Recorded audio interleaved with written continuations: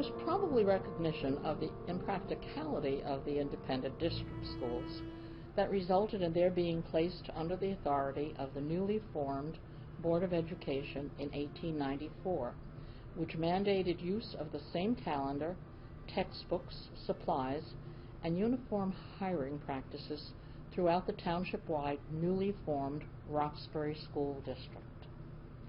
Within a few years, overcrowding in the Kenville and Succossuna district schools prompted the Board of Education to build the full two-story gray building at a cost of $1,300 on North Hillside Avenue in Succossuna, with the cornerstone laid in 1903 for grades 1 to 8 on the first floor and high school grades 9 to 12 on the second floor, each floor with its own principal, thereby marking 1903 as the official establishment of Roxbury High School. Students who had completed their 9th grade studies in the Chestnut Hill School in 1903 transferred to the Gray Building in 1904 and became the first graduating class of the official Roxbury High School. The class of 1907 of 23 students included 3 boys and 2 girls who went on to college, with 2 becoming educators, 2 osteopathic doctors, and 1 a railroad telegrapher. The high school curriculum included Latin, German, history, algebra, geometry, trigonometry, botany, art, and music, followed in a few years by the addition of agriculture and a commercial course, offering shorthand, typing, and accounting. Male and female athletics were introduced, with serious rivalries developing among Roxbury, Dover, Bernardsville, and Newton. A debate team was formed, and the Echo became the official school newspaper. Roxbury High School, in the forefront of secondary education, accepted tuition students from Randolph, Chester, Hopatcong, Jefferson Township, Mount Olive, and Mount Arlington, which did not offer high school programs. Within 10 years, the Gray Building was bursting at its seams, with classes in 1914 held in cloakrooms, stairwells, even in the principal's office. Lower grade class sizes ranged from 40 to 70 pupils. Some taxpayers favored building a separate high school with an expanded curriculum to include home economics and carpentry.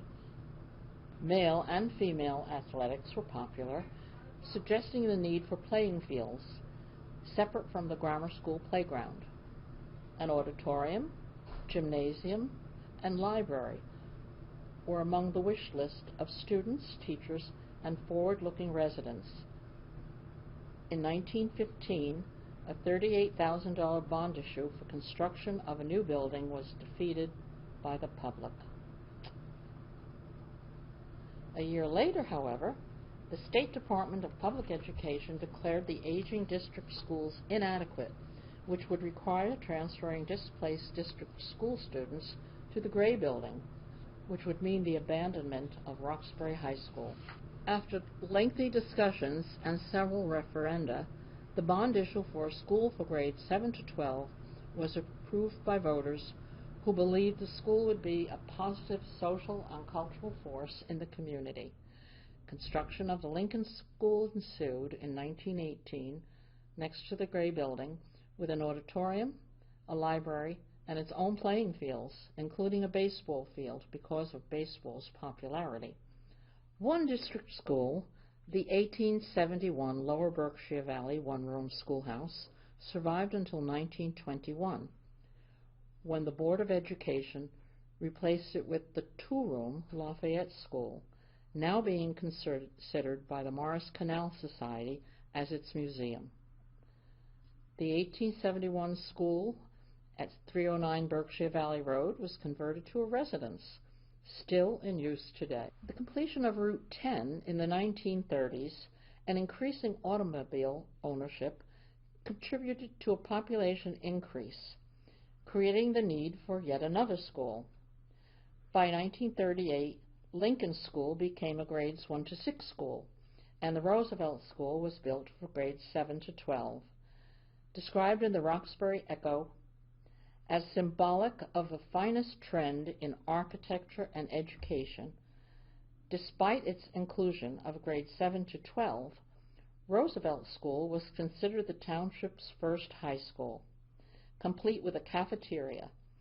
It continued to receive tuition students from Chester, Hopatcong, Jefferson, Mount Olive, and Mount Arlington. Following the end of World War II in 1945, farmland gave way to the development of suburban subdivisions in response to Morris Township's burgeoning corporate development, which created the need for increased housing and accelerated the pace of school construction. Sunrise Park along Eland Avenue was Roxbury's first subdivision, with many to follow well into the late 1990s, influenced by the completion of Route 80 in 1973 and Route 287 in 1994.